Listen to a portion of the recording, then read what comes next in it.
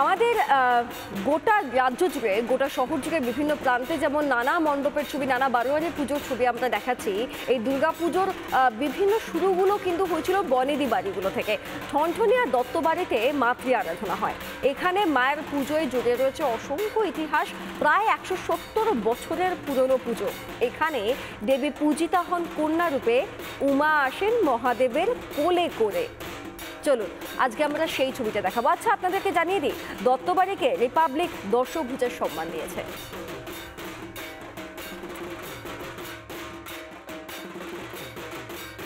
শহর কলকাতায় বনেদি বাড়ির পুজো মানেই অন্যতম নাম এই ঠনঠনিয়া দত্তবাড়ির পুজো।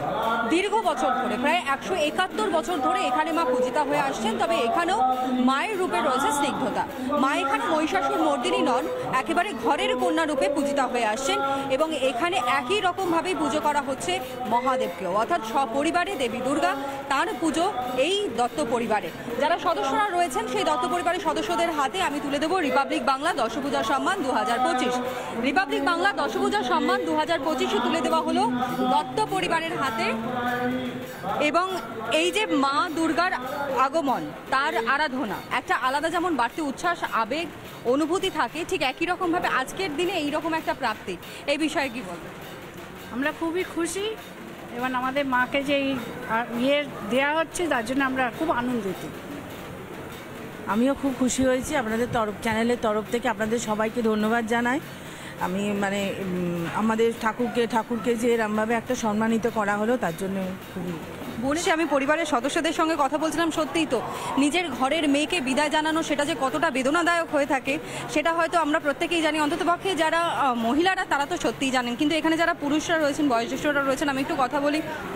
সবাইকে সাদর আমন্ত্রণ আর সবাইকে শুভ দুর্গাপূজার প্রীতীয় শুভেচ্ছা, এইটাই জানাবার।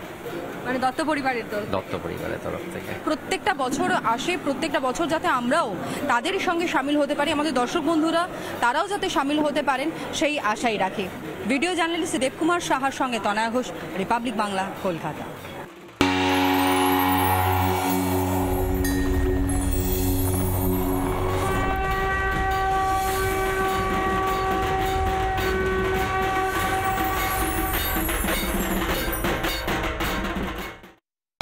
নানা ধরনের কন্টেন্ট দেখার জন্য লাইক করুন, শেয়ার করুন আমাদের ফেসবুক পেজ, সাবস্ক্রাইব করুন আমাদের ইউটিউব চ্যানেল। পাশাপাশি অন্যান্য ব্রেকিং নিউজের জন্য অবশ্যই চোখ রাখুন রিপাবলিক বাংলায়।